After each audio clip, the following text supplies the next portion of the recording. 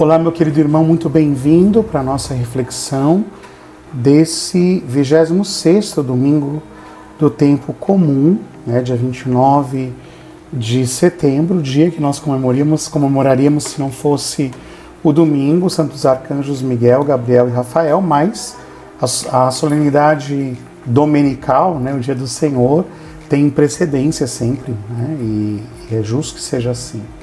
Primeira leitura de hoje, desse 26º domingo do tempo comum, livro de Números, capítulo 11, aquela cena interessante e bonita, quando o Senhor comunica o Espírito a tantos anciãos para que ajudem a Moisés a governar o povo de Deus, e junto com isso o Espírito alcança Eldad e Medad, que estão fora da tenda, ou seja, o Espírito Santo se derrama fora daquela estrutura que inicialmente se pensava que ele faria. Depois, segunda leitura, carta de São Tiago, capítulo 5, Tiago, que assume uma pregação bem em tom profético, convidando, na verdade, ordenando aos ricos que choram e gemam por causa da injustiça, de não amar os mais pobres, de não cuidar dos mais pobres. Então, valor absoluto também do nosso amor preferencial pelos pobres e, ao mesmo tempo, o cuidado pelo bem deles. Aí o Evangelho de São Marcos, Jesus que reprime os discípulos porque se viu um homem expulsar demônios usando o nome de Jesus, e Jesus diz, olha, quem faz milagres em seu nome não pode falar mal dele, Quem não está contra nós é a nosso favor. Bem, meus irmãos, por detrás dessa liturgia da palavra está um pouquinho que a gente já conversava na última semana, desse nosso desejo de prevalecer, de sermos deuses. Mas aqui o texto vai além, no fundo, há uma tentação que nós podemos sucumbir a ela de querer controlar até o próprio Deus. Não só controlar aos homens, mas controlar o próprio Deus.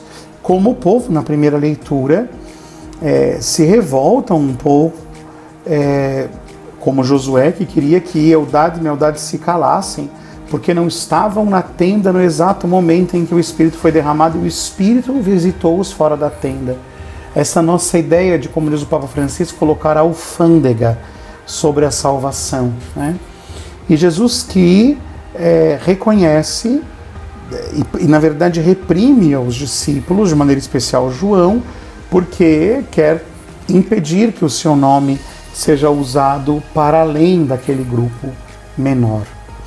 Bem, meus irmãos, aqui vale a pena a gente refletir, ainda que brevemente, sobre a ação do Espírito Santo.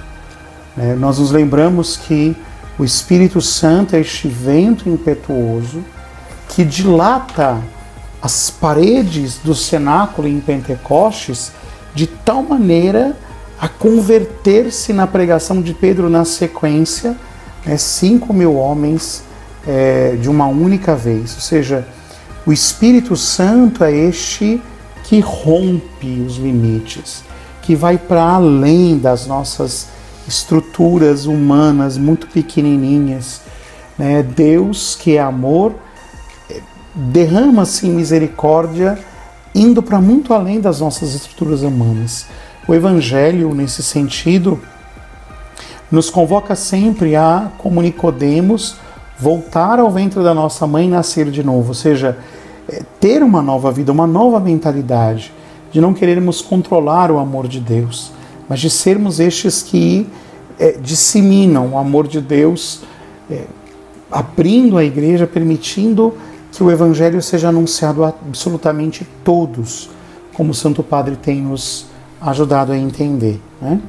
É óbvio que o Espírito Santo é este Espírito que conduz a conversão ao seguimento de Jesus, mas de entender que o nosso anúncio é um anúncio de salvação.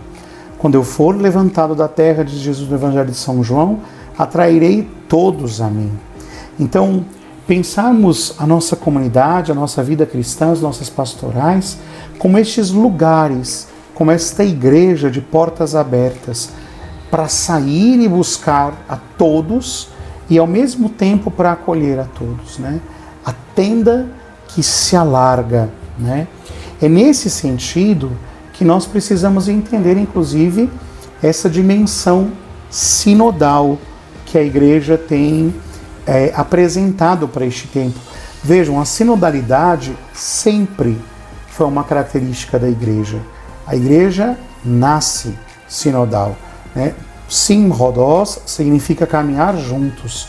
O Senhor Jesus passa à beira do mar da Galileia, chama os discípulos e os coloca numa caminhada, numa carral, né, como se diz no Antigo Testamento, numa caravana onde todos vamos caminhando como que numa procissão na direção de uma meta. E esse é o sentido do que o Espírito quer fazer.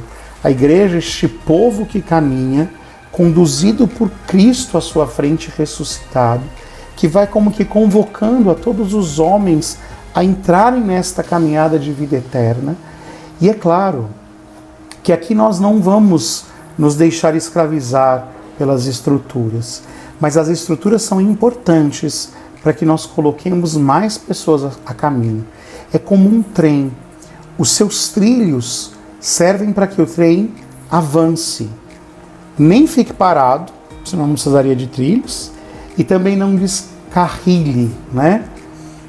Não perca a sua força e caia para a direita ou para a esquerda.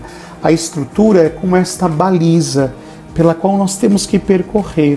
Pensemos nas nossas estruturas pastorais, nas nossas assembleias, na maneira como nós anunciamos o Evangelho, que precisam ser esta força do Espírito a convocar o coração do homem a unir-se a este grande movimento de caminhada para o céu, de povo que é convocado, de assembleia dos que foram chamados e que são, portanto, discípulos missionários para convocar a tantos outros. E aí eu chamo atenção para uma coisa. Quantas vezes também nós imaginamos que a ação do Espírito Santo sobre a nossa pastoral, sobre o nosso movimento, sobre o nosso jeito de ser dentro da Igreja, é a única forma pela qual o Espírito pode agir. Santa Teresinha usa uma imagem bonita, já que estamos ainda mais próximos do dia dela agora, que a Igreja é como um jardim, com flores de tantos tipos. E a beleza do jardim está que cada flor seja o que é, para que o colorido do jardim mostre a única beleza da obra de Cristo. Deus te abençoe, que o Espírito fecunde as nossas almas.